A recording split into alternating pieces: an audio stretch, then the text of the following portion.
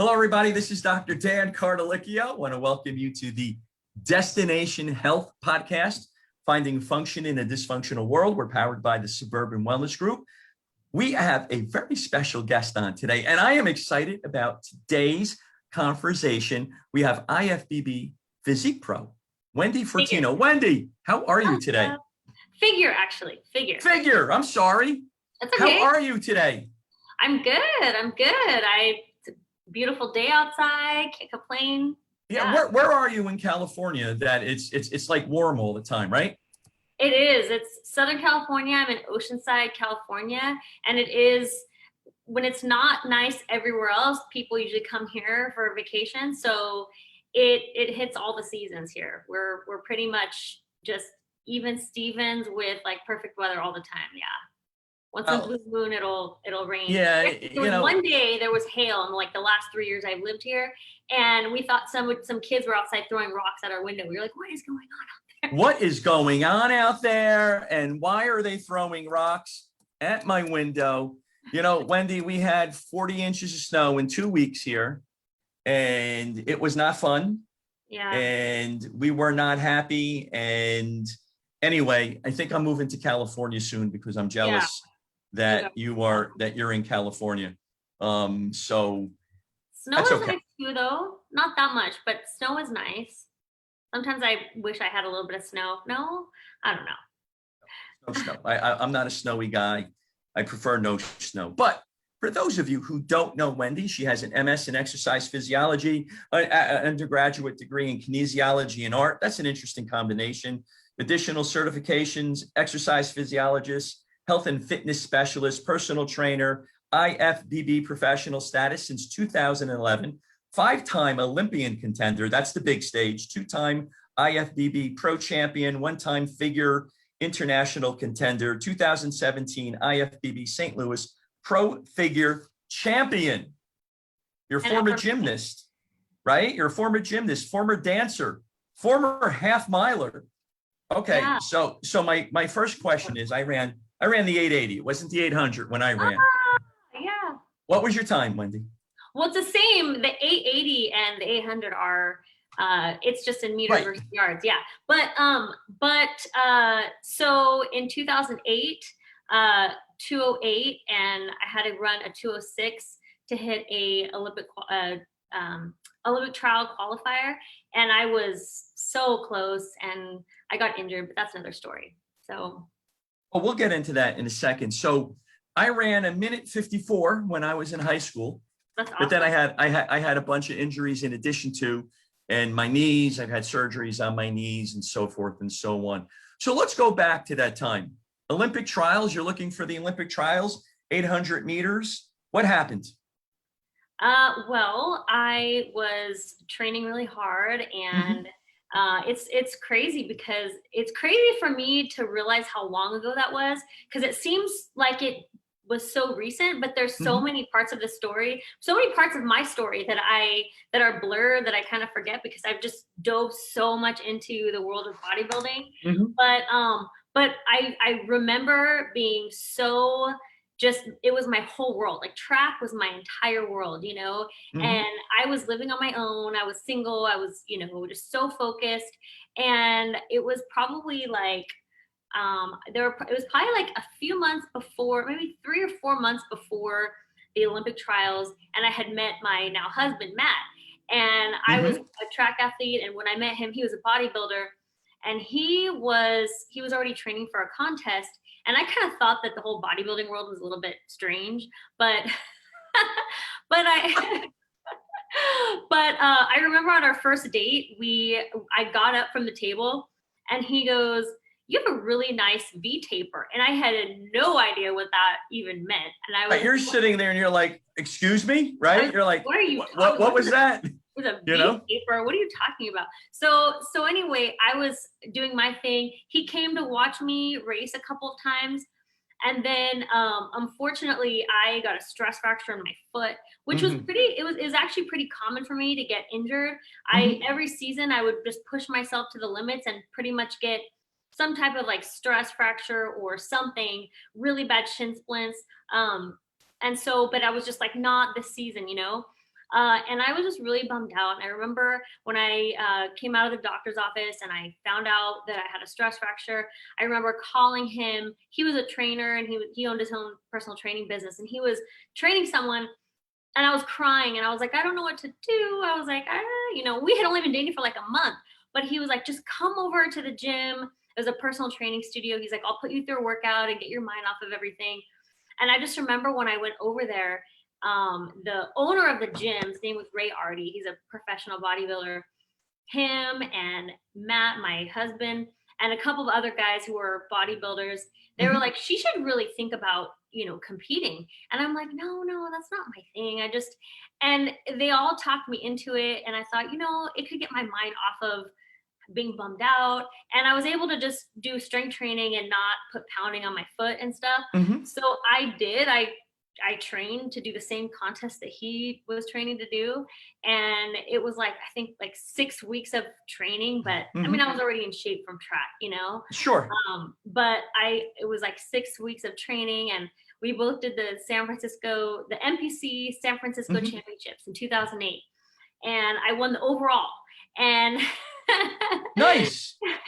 And that was when I just kind of, I don't know, something about the process, and I felt like this shift happened where I had been running and track for so long, and my body was always fighting me. I'm really short, especially for a middle distance runner. I'm like 5 feet tall, and I was always getting hurt. And I found this other thing that I could be good at, that I was like, I am such a competitive person. I needed something. And I felt like, track just didn't seem like it was in the cards for me. My Olympic dreams just didn't seem like it was in the cards for me. My body, right. As as an athlete, you're always pushing yourself to that ultimate limit where you're right on the cusp of getting hurt. And you always want to push to that point in order, as an athlete, not as a bodybuilder, but as an athlete.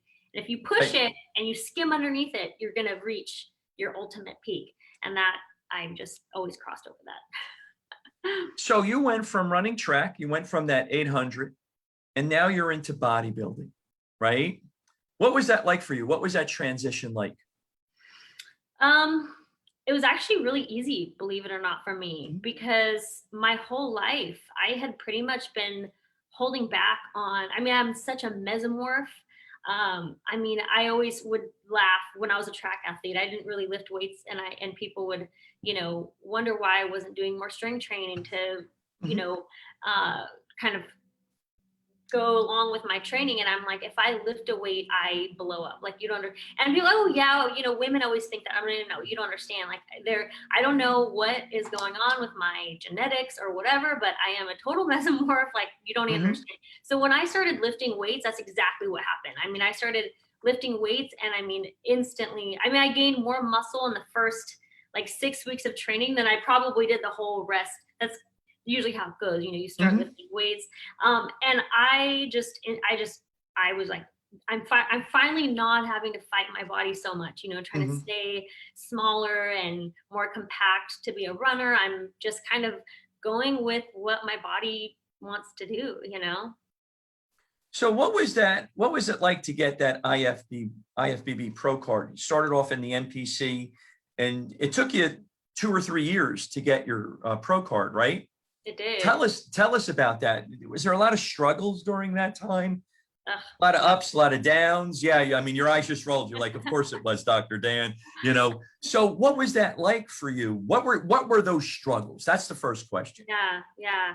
It's different for everyone. I think that the ultimate goal for everybody is to earn pro status, right? And I think that it's so interesting for different people on different journeys. For me, I had won the overall in my first contest. And then the next contest I did, I won the overall. And I actually, once my foot healed, I competed in fitness. So I did, I did fitness, and I won the overall in fitness. And I won like 4 overalls, I believe. Yes. Before, right out of the gate. It was right out of the gate. It was right out of the gate. Yeah. It was right out of the gate. I won. And then I did my first national show. I thought, in 2009, I did the USA. In 2009, I thought, I'm going to get my pro card. I'm going to be one of those people. And I just totally got my, what handed to me. I didn't even come close to getting my pro card. my first shot, and I was really bummed out, but in a weird way, because I had been an athlete my whole life. It's like that made me want it more. You know, I mean, there's different type of people out there, and I think that that resilience that you build, it takes someone who has really built this resilience to be in that mindset, and that's kind of where I was, right? And so then I came back and I tried again. And the second time, rather than being bummed out that I didn't get my pro card, I had bumped up in placing, even though I was there to win, but I think I got like 4th place my second try. And then I got 2nd place my 3rd try. And then I got 4th place my 4th try. I almost decided that it just wasn't going to be in the cards for me, believe it or not. I was all the way in, it was the universe, the MPC universe. It was in I think it was in New York, I think. And I came off of that and I'm like, you know what, I'm just not, this just isn't going to be in the cards for me. And the USA Championships was like 3 weeks later. And then all of a sudden just something came over me and I'm like, you know what? I'm gonna change my suit, my hair, and all the little details. I just was like, just got this focused. I'm like, I'm gonna be Miss USA. I'm gonna win, and I'm gonna be Miss USA. And I went back to the drawing board, changed like silly things, girl things, my suit color, my hairstyle, just all these little things that I felt like mattered, that I felt like hurt me in the show. And I came out, and 3 weeks later, I did the USA, and I won overall. Wow. So you had this change in mindset where you want it more, you want it better, and you went out and you decided this is what I need to do. And for those of us that are listening today, you know what? This is an important lesson in life, because sometimes life is beating you down. Sometimes you're hitting up against that brick wall. Sometimes you got to sit back, right, Wendy, and say, hey, listen, what do I need to do differently? Yeah. What do I need to go and to be a champion? Yeah. So now you're a champion. What happened from there? And really fast, I want to just touch on what you just said, and that, Sure, absolutely. It's like, this is my story, but for every person and on every level, this is so true. And I feel like things that make us uncomfortable, we subconsciously avoid them, because we feel like if we can guarantee succeeding in something, we won't feel like we're failing, right? So if you feel like you have tried something for multiple times and it's just not panning out for you, but you know that it's uncomfortable, and deep in your heart that it's something that you really want. I mean, not if it's something that you don't want, but if it's something that you really want and it's maybe a little bit harder than you want, you have to be so honest with yourself. This is for every person on every level. It doesn't matter what it is. But for me, in this time in my life, that was the ultimate thing that I wanted. And I just knew if I walked away from it, I would have regretted it. And I obviously am so glad I didn't. Absolutely. But then I had this idea in my head after I won that, oh my gosh, I'm going to just be like a breakout, success. I'm going to, my first show, I'm going to apply for the Arnold. I'm just going to jump right onto the big stage right off the bat, right? Just go for the gusto, right? You might as well at that point, right? They're going to choose me. They're going to totally choose me. And they didn't. So I felt, So life beat you down at that point? I don't know if I would consider that to be life beating me down, but it was definitely a disappointment. It's a disappointment, sure. I feel like it seems so silly to say that was huge disappointment, but at the time it really was. I mean, I was really bummed out. I mean, you feel that feeling of devastation. I definitely felt it, right? I guess after all this time and at this point in my life, I look back at that and I'm like, come on, Wendy, give me a break. Like, that's not devastation. But at the time, yeah, I mean, I was really bummed out about it, and I thought, because you feel like this is the avenue you're going to go down. This is something for me, was setting myself up to be successful in my career. I was just getting ready I had just quit my job at Stanford University. I was because you were the director, right? At all Stanford facilities. Yeah. Right. And this was kind of like my foundation to establish my credibility. And so for me, it was a big deal to really establish my credibility. And I felt that pressure. And that's why I really put that pressure on myself. But I didn't get the invite, and I was really, really bummed out about that. And then I went and I did my first pro show, my pro debut. I think I got like, I don't know, like 8th place or something like that. Not bad, but not really good, you know. Definitely not a breakout, you know, star or anything like that. You wanted to have that breakout stage show, and it just didn't happen. How'd you have to change your mindset at that point then? I think that I had to believe in myself when there was no external feedback loop.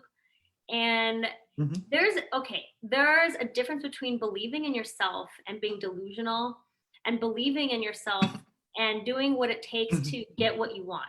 And I think that that's what really separates people, right? Because it's not enough to just believe in yourself. I could tell somebody, believe in yourself, believe that you can be the best. But that's not enough, because I've seen so many times people believe that they can be the best, but then they avoid all of the signals around them and all of the right guidance that is coming their way, and they chase after all of the wrong signals and all of the wrong guidance, and they're resistant to the things that will get them to improve, and they continue to believe in themselves, and that creates a delusional kind of path, right? Right. So I was fully committed to not only believing in myself, but doing everything in my power to figure out what I needed to improve on.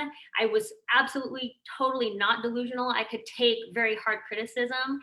And I think that's important in this sport, to not get emotional. Just be like, if you want to be the best and you believe in yourself, you listen to the hard feedback, right? And I did. I mean, I had some people in my corner who gave very harsh feedback and it helped me so much. And so that's what I did. I believed in myself when there wasn't the result to tell me, but there were people that I knew believed in me and cared about me, and I followed the guidance, and I kept just, doing what I needed to do. And then my second year as a pro, I took 2nd place in my first show of the season. And that was kind of my first kind of validation of, okay, I am a top 2 pro at a big pro show. I could, this is not bad, Right. So yeah, I don't know if I should keep going, but keep going. This is good stuff, because, what for the listeners, you're getting a lot of tough love. You're being pushed to be your best. And on our podcast, Wendy, we like to motivate, we like to educate, and we like to inspire. Those are the 3 things that we love to do. So hearing your story is very motivational, very educational, and very inspirational. I hope so.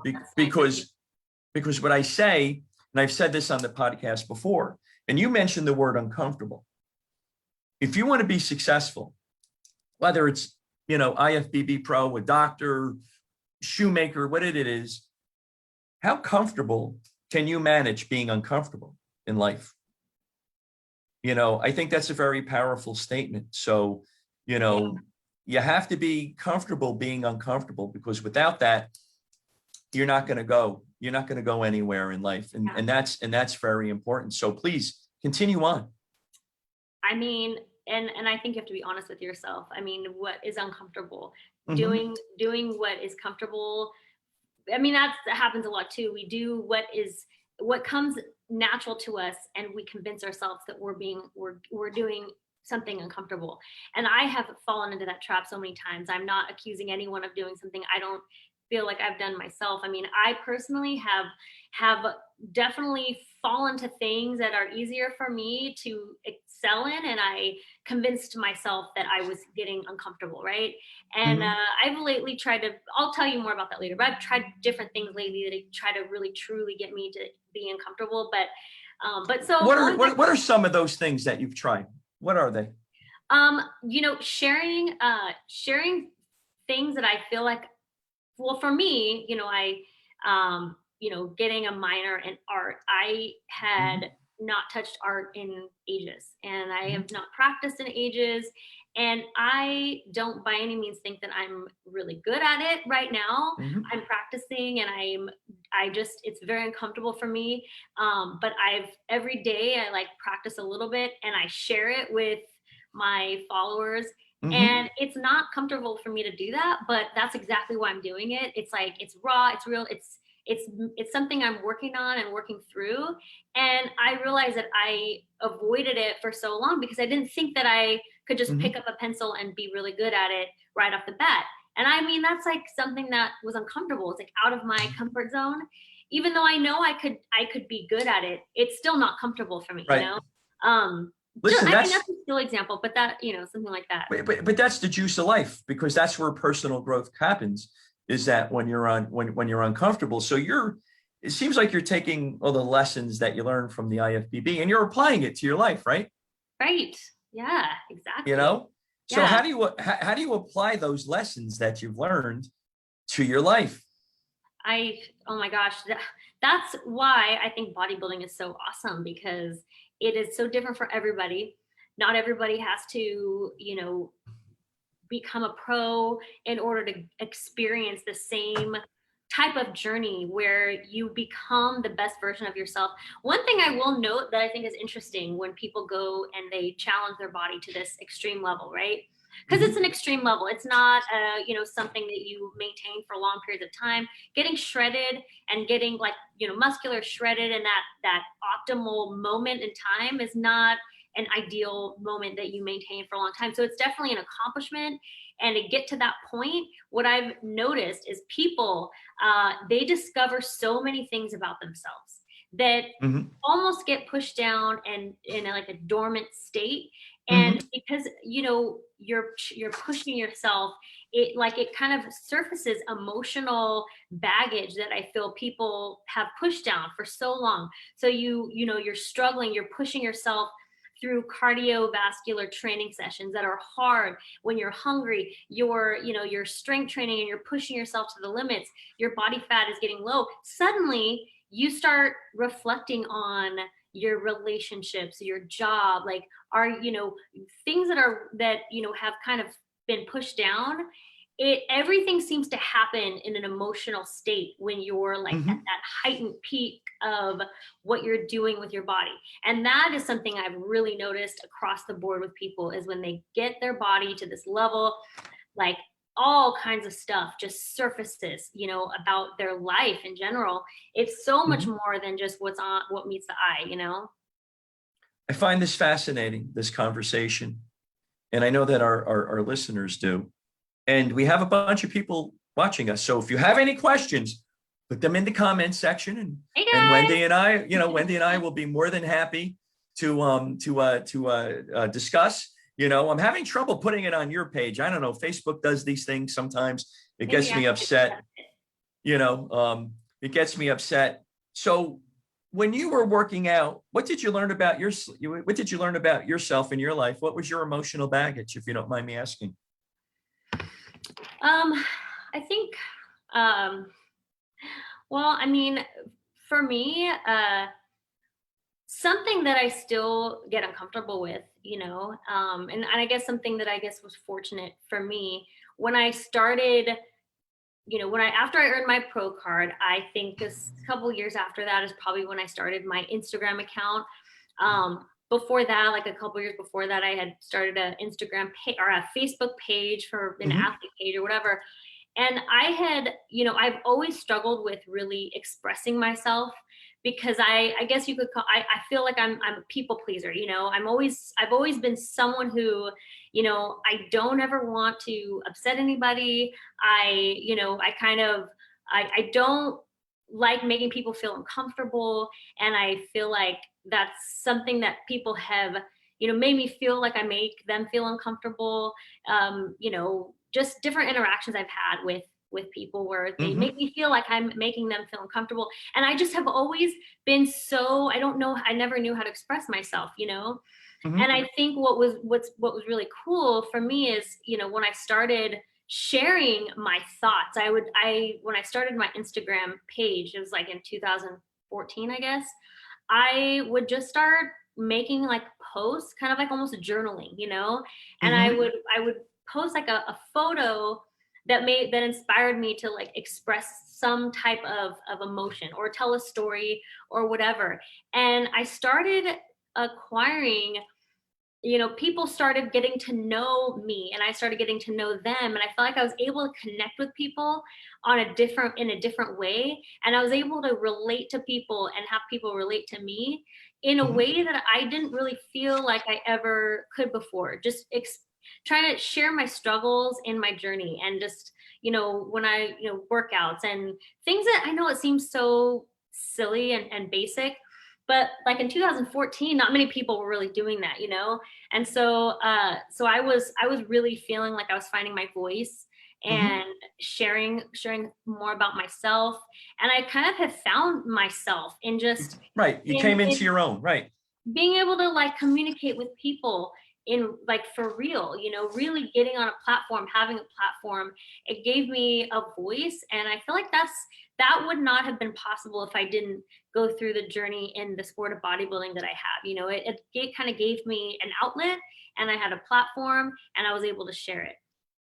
I think that's an incredible story. Thank you for your personal share. That is really, really amazing because, we all do things and we all get involved in stuff that has this personal growth. And for you, you're able to come out and you were able to come into your own and you were able to, I don't want to say come out of your shell, but you're able to at least express yourself. Now, when you're on stage, how do you express yourself on stage, right? Because you got to go through a lot of posing. How do you express yourself on stage? That's an interesting question because I told you we're going to talk. We're not going to talk macros. We're not going to talk micros. We're talking real and raw here. Well, people don't really care about that stuff. Yeah, I mean, that's boring, right? People want to like feel like they have a voice in almost my story, and they want to feel a connection. Absolutely, 100%. Okay, so here's another way that I feel like the stage translates into life for everybody, whether you get on the stage or not. It is uncomfortable to get on stage in a bikini for a lot of women. And sometimes that is exactly what attracts them to want to do it because they're like, this is uncomfortable for me. So I feel like if I can conquer this, I'm going to feel like powerful. And that's exactly what happens, right? But when I coach women on posing and presentation, oftentimes I want to have women kind of understand what type of person they are and personality rather than like mimicking something that they saw or some gesture or personality trait that they see delivered, like something they watch. They need to find their own personal, characteristics, right? Are you somebody who is bubbly and joyous, or are you somebody who has more of like a kind of like a sultry, kind of mysterious vibe, right? Because if you have a more of like a mysterious vibe, you don't want to go jumping and bouncing on the stage with big old smiles. You can look not like you're not gonna sell that, right? However, I will also say that there are some people and a lot of people who deep down there is this alter ego that is just wanting to come out, right? This like with women like that, there's like a sexy, saucy side in almost all women. And this is kind of that their ability to bring that out. They have it's like you're allowed to be beautiful and sexy and just go with it, and women really have fun with that. And I think that's me too.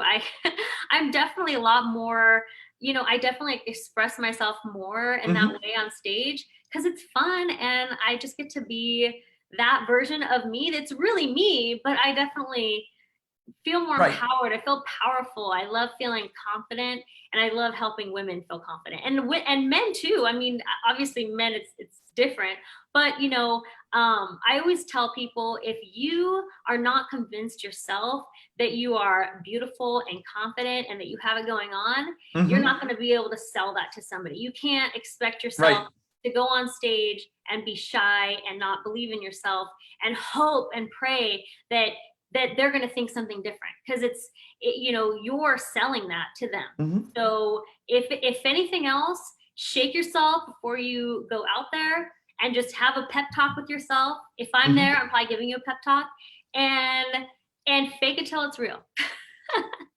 You know what? It's interesting that you're mentioning this because I have a friend who did some shows, and she lives in the Midwest, and she had said, you know what? The only reason why I'm going on the show, going on stage is because I'm shy, and I'm really, really shy.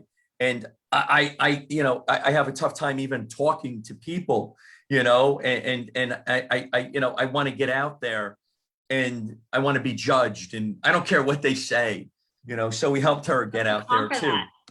Right. So I said to her, listen, go for it.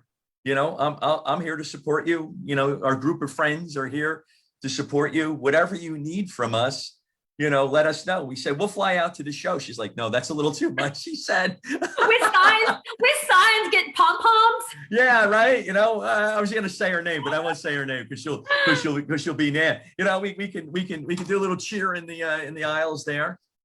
So you had said something before, pep talk. What do you say to yourself before you go, before you go on stage? And what do you say to your clients before they go on stage to get them ready?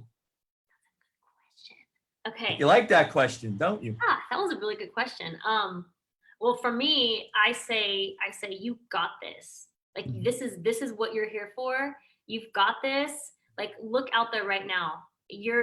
Just focus. You've got this. You could, this is yours. And I just like,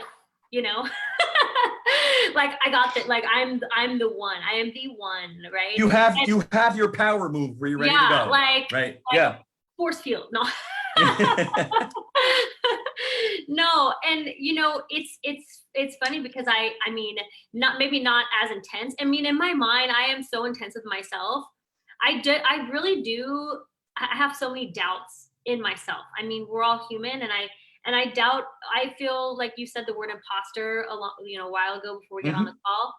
And that is sometimes what I feel like, and when I think about, winning a contest or qualifying for the Olympia, I think, who do I think I am?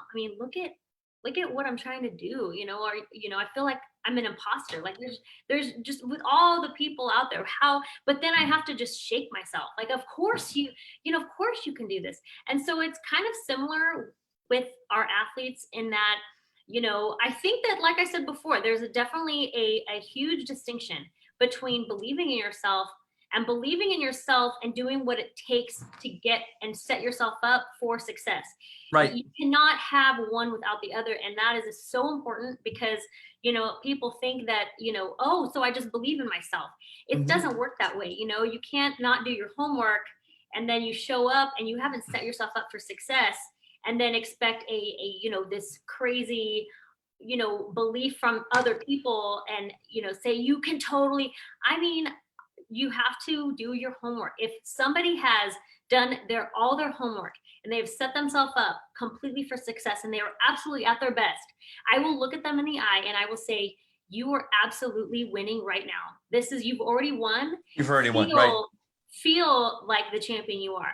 And if the cards line up and they get rewarded for what I believe is a champion state, then awesome. But to me, in my eyes, and hopefully in their eyes, I want them to go out there knowing that, they have done everything they can do to get to that result, right? Right. So for our listeners out there, the take home is you can dream, but you have to make it happen. Because if you don't make it happen, you can sit there and plan and plan and plan. But as soon as you plan, what is that saying? Yeah. Don't leave the sight of a goal or something like that without taking an action step to start getting that momentum. Now, when you were talking, I thought of one thing because, sometimes life throws your curveball, Wendy. What happens when you're on stage and something goes wrong and then something else goes wrong? You're like, uh-oh, it's not happening right now. How do you train your clients to get back? And what did you do to get back? That's a really good question too. Many times, by the way, many, many times. I've had people lose, like their top came off. I've had, heel. Well, that's not good if their top comes off at that point. No, right? No. Number fly across the stage. For me, so I'll start with myself. I just remember, like, this was actually at a national competition. Mhm. I was doing my routine and I got a huge cramp. And when I say routine and figure, it's not like a posing routine. You're doing just like poses in heels, just like walk, Right. quarter, just, it's not like poses, right? Mhm. But you're very graceful and Mhm. elegant, and you definitely, you're turning very gracefully. And I got a cramp in my calf. And I did used to be a dancer, and I had to pull that out of my hat in that moment. I did like a full spin and I like made it a thing. And I just pretended like nothing happened, right? I tried to not Right. show my face. You Facial ad-libbed at that point, right? I did, yeah. And people were like, "What was that move, Wendy?" I mean, you're good at posing, but that was a little bit, I don't know, that was a little bit odd. At least I pulled it off. They were wondering what move it was. I mean, they weren't asking me. They weren't Right. thinking that something went wrong. So there, and then what I tell people is, it doesn't matter what happens on stage. Your goal always should be to never show it in your face. Just complete ad lib, nothing Poker will. face. Right. And I mean, I think things are perfect way less often than they are just completely the other direction, right? I mean, we can't expect a perfect situation. I always tell people to expect a non-perfect situation. Something is going to go wrong, something's going to happen, and you have to expect that and just make sure it doesn't show in your face, and just perform it out. Just pretend like you meant for it to happen. Yeah, you know what? When you become seasoned, in a particular sport, you have to be able to ad lib, and you have to be able to move on, when something goes wrong, because Cool, calm, life, and collected. yeah, cool, calm, and collected. I like that a lot. So, what is your biggest struggle to get on stage? What do you find that you have the most difficult time with before you go on? The most difficult in terms of like performance wise? Performance-wise, mental-wise, physical-wise, all of the above. It's kind of changed over the years, Mhm. I think that when I first started and I didn't know if I was going to be good, I had no fear at all. I was just like, basically, I felt like I was just doing this to pass the time until my foot healed, right? I wasn't really thinking of it as in a serious way, and I just had such a good time. I enjoyed every minute of it, and I still do. But I mean, it was different because, I mean, you don't have anything to lose. You're just kind of like, And so there wasn't really any struggle in my first contest, believe it or not. And Mhm. I just had so much fun with it. And then after I found out that I was, good at it, that's when kind of the nerves really started happening for me. I'm somebody who, even in track, I would always get so nervous. It would affect me and affect my performance so much, because I'd get so nervous before I towed the line and race. It was always my biggest downfall, is just getting so nervous, And so that definitely started kind of coming into my, I started getting more nervous and feeling like there was more on the line. And I realized this is something that's really going to help me, build my credibility. And I started putting pressure on myself. And I think we don't realize, and I mean, thinking outside of myself, we don't realize that when we put so much pressure on ourselves, and we think that everybody is like, waiting on the sidelines to see if we're going to succeed or fail. The reality is that nobody is. Nobody cares. We feel that we create that facade in our mind that people are just totally like paying attention to whether we're succeeding, and the reality is we're totally creating that in our mind. And I've over the years, I've kind of overcome that too, because I've had to really understand that and just think outside myself. Just a lot of observation, a lot of working with people, a lot of, going through the ups and downs myself.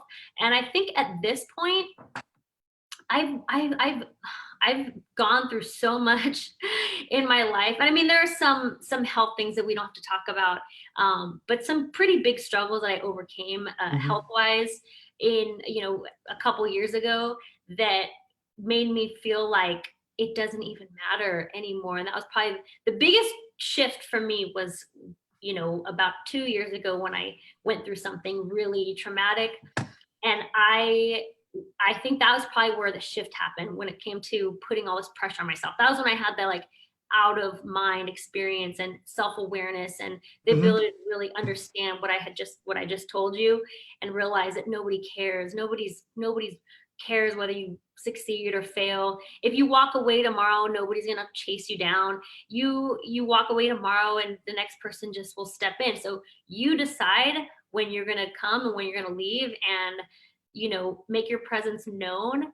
And I'm trying to think, I mean, when it comes to struggles at this point, I'm kind of in a let's just enjoy it mode right now, Yeah, we have a tendency to put pressure on ourselves, and sometimes that can manifest into something physical, mental, emotional. We'll save that for another podcast. I'll feel the pressure for sure, though. I've qualified for the 2021 Olympia, and I will feel that pressure because I've never been top 10 at the Olympia. This will be my 5th one, and that is something that I really want to achieve. So I'm sure that that was gonna surface again. I'm sure I'm gonna feel that again because I want it so bad. But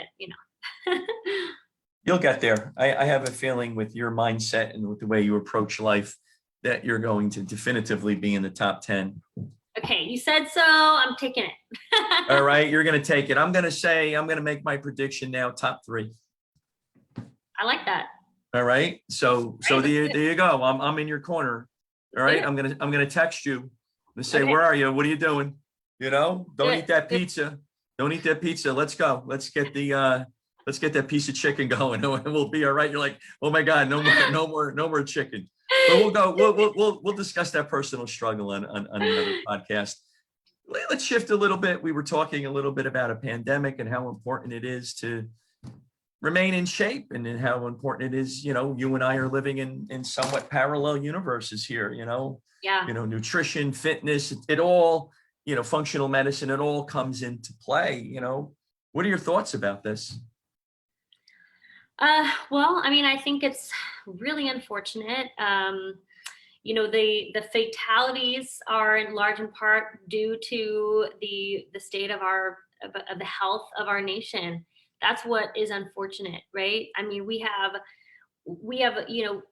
so many people needing to learn and understand how to take care of themselves and how to build their immune systems. And the hugest, one of the greatest ways to build your immune system is to build your lean body mass and your bone density, and get all of your nutrition, macro nutrients. I mean, you want to teach people how to thrive in life, and so that if something comes their way, like a lethal pandemic, they're equipped to be able to defend themselves against it, right? And so that is really sad for, I think, everyone in the health and fitness community who is here to truly help people live and lead healthy, longer, fulfilled lives, where that's our goal. We want people to live long, healthy, fulfilled lives. So when something like that hits, and the only thing that we can do is to lock everyone in their house so that they don't catch it, that's a sad state of affairs. Because I mean, the reality is that probably did prevent more deaths because of the state of health that we're in. So we go, okay, so what do we do, right? Are we supposed to put the cart before the horse? I mean, it's on some level, I just hope that there's not much that we can do right now, but I hope that when we come out of all this, it could really bring more of a light to okay, now let's talk about how we're going to equip ourselves if this happens again, right? If we are hit with something like this, I'm hoping we can all rally together, the health and fitness world, we can rally together and help people, equip and strengthen themselves to, if something happens like this, they can be prepared and have a stronger immune system. And you know where I'm going with this. I know exactly where you're going, and you just said something that is very important, and I'm circling it right now. You could hope that the health and fitness community can rally together. I think this is something that you and I should talk about offline, so that we can empower individuals, because why wait for something to happen? It needs to be done today. It needs to be done right now, because eventually we're all going to be exposed to a virus, a bacteria, whatever it is. Yep. We don't even have to talk about any specifics, right? When it comes to which particular strain or whatever or that. any disease, whether it be, acute or chronic, we are all, I mean, our cells can do anything at any time on any given day. What are we going to do to prevent free radicals from, running amok, right? You're talking the language 100%. Yeah. So that's kind of what we're here to do, right? Well, we have different approach, similar approach, but I think that what you said, and it just got me thinking, rallying and making sure that we are the best, individuals we can be in terms of, physical, mental, body, mind, soul, so that if something like this happens ever again in our lifetimes, that it's something that we can deal with, on a much, different basis, a better basis. Right. We are really upset in our office because we talk about it, Wendy, all the time. Yeah. That the new pandemic is going to be those that are going to be overweight, those that are going to be having type 2 diabetes because they're not eating and exercising appropriately, and so forth. And it's here. Anxiety, depression, because people are not getting out. And I said that earlier today. I was on a friend's podcast and I had said, I've had patients where they haven't been out much at all since the pandemic. And this was only a few months ago. So I said, listen, if you're comfortable, get your mask on. If that's what it is, if you're, whatever it is that you have to do to get out, go in the park, in the park. And if you haven't done anything in a year, listen, you're not going to run a marathon today, right? You're not going to bench press 450 pounds. You're not going to be eternally impressive after one workout, but clearly you can get your dog and go for a walk for a half an hour, get that heart rate up a little bit, start, because we all got to start somewhere.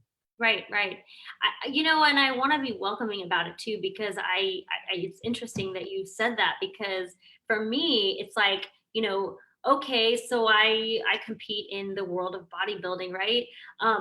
Does that mean that I think that, in order for somebody to be, healthy and fit, they have to go for that extreme level of fitness? No, because if you imagine what's happening with your body when you are exercising, right? I mean, when you are sitting in place and you're working on something, let's say for hours on end, sometimes we forget to even breathe, right? We're working so hard sometimes. And what happens when you forget to breathe? Think about, the lack of oxygen that you are consuming also means a lack of oxygen that is being delivered to your muscles, through your system. That over time can do so much more harm than just not being ripped, right? We're not talking about like, let's get up so we can get a six pack, right? Getting up. Just gonna say that, right? Getting up and going for a walk at the park can mean that you are forcing yourself to consume more oxygen, even for that 30 minutes. That's going to do something for you, right? That extra oxygen that you're taking in, that you're delivering to your muscles, you are absolutely positively doing something for your body. It's like oxygen is like the most nutritious food for your muscles that you could possibly consume. So getting out there and getting some of that and some fresh sunlight, some vitamin D, it doesn't take getting a six pack to just go out and let your body get some of that nutrition, right? Right. And listen, if your goal is to get a six pack, whether it is or it isn't, it's going to take time. And like you said, you have to plan, then you got to take the action in order to get that. Right. I mean, you just can't wake up in the morning, at 3 o'clock and you're going to, I had an epiphany. I want a six pack, or I want 25-inch, pythons on my biceps, or whatever the case may be. No, I mean, that's going back a long time. That was like the WWE or something like that. I think that was Hulk Hogan. Used to love watching him. Anyway, we're off topic here for a second. It's all good. But, it's important to, you have to start somewhere. And if that's where you're going to start, if that's what you want to do, and you can walk 3 times, 4 times a week for a half an hour. And then the next week, bring it up to 35 or 40 minutes, right? You know, and at some point in time, you're going to add in resistant exercises. Could be body weight. I could do some push-ups. I can do some ab work. I can do some squats just to get the body movement, because movement is one of the best medicines that you can have that's out there. Eating right is one of the best medicines that you can have. Nothing's ever guaranteed in life. However, you want to start somewhere, and you don't have to run that marathon right away. If you want to run the marathon, plan it and take action. Yeah. You know, just like Wendy has said, you have to have that mindset in order to do it. But you goals know, help. I mean, I think that goals are a means to keep people accountable and stick to something. Because I mean, the motivation to just go out for a walk sometimes, you know, it's hard for people to stick to that unless they feel like it's moving them towards something. So maybe there's like a 5K that, you know, that you're even if you're walking the 5K, even if it's a walk, even if you jog a half a mile, just then you walk a half, right? And you know what? It's a fun thing to do actually in the morning, right? You know, you're going to go run a 5K, maybe run a half a mile, and you know, and then you walk a half mile, and everybody's cheering you on. It's a good time, and it's a really good time, and it's motivational. Yeah. Okay, Wendy, I'm looking at our time. We're just at that hour, and I think we're just scratching the surface. We're going to have you back on if that's okay with you. I think this is a great interview. So tell us about your businesses that you have. Yeah, sure. So our business, our main business is Cyber Body Shop.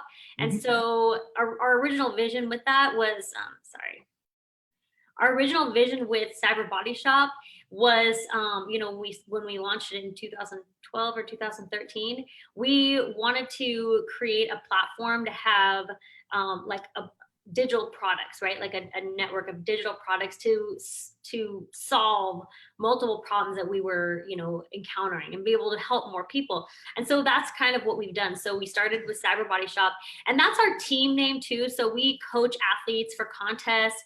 We do lifestyle coaching. And so, you know, all of our athletes there, you know, team Cyber Body Shop, and it's a long name and it's hard to roll off the tongue, but our, like I said, our original vision was our digital products.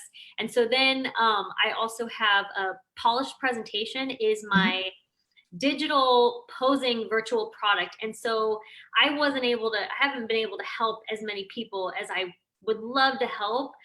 So I created like a virtual digital posing product that basically includes everything. I broke everything down step by step in posing, presentation, makeup tutorial. I mean, you name it. I mean, my product has it. So that has its own website, Polished Presentation, but that also is on our business page, cyberbodyshop.com. And then we also have some other products that we launched. I have the Vault, which is one of our digital products. And it's basically a collection of a bunch of our workouts and cooking and nutrition and all kinds of crazy stuff that we actually pulled from an old membership site that we had.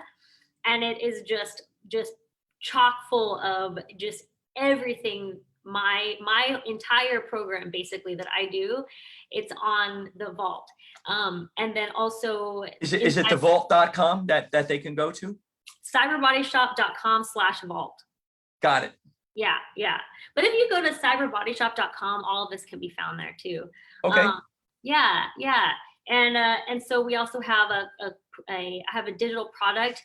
I called it the Insider's Cardio Playbook.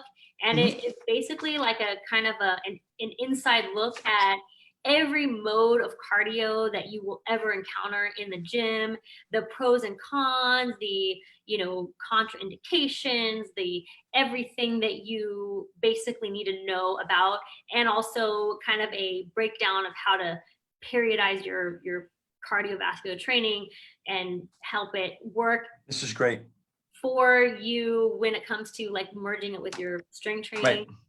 And so that is that. And we have other things that we're working on, but those are our main things right now. So So yeah, we're pretty busy. Yeah, I love that. So cyberbodyshop.com. Yes.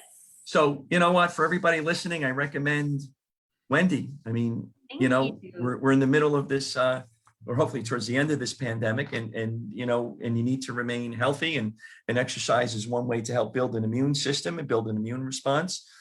So please go to cyberbodyshop.com, take a look, and start picking what you think you need. All right. And I'm sure that you can contact Wendy and her husband through that site. Start asking some questions. And, you know, we recommend Wendy and her husband 100%. So, Wendy, this has been a great conversation. Yes, it has. Thank you. Thank you. I hope you had a great time. I did. And, you know, we're going to have you back on. And I think that, you know, there's so much to discuss when it comes to this. And I think that we're going to rock and roll, you know, very soon with another one. So thank you very much. Awesome. We recommend, Wendy, give it a shot. Cyberbodyshop.com. I'm Dr. Dan, and you can find me at suburbanwellnessgroup.com or greenleafbewell.com. Dr. Greenleaf, I got that right today because I've been messing that up at the end. You know, I get a little tired at the end of the podcast. I'm only kidding. So want you to share this with your family, your friends, your neighbors, your coworkers, everybody, because this is important topics. Talked about mindset. We talked about sticking to it, persistence, perseverance, setting a goal, reaching a goal, overcoming struggles, and building your immune system. Please contact Wendy and her husband. Again, we recommend them. So Wendy, thank you very much. Thank you everybody for listening. Until the next line, live your best life. Take care now. Bye-bye.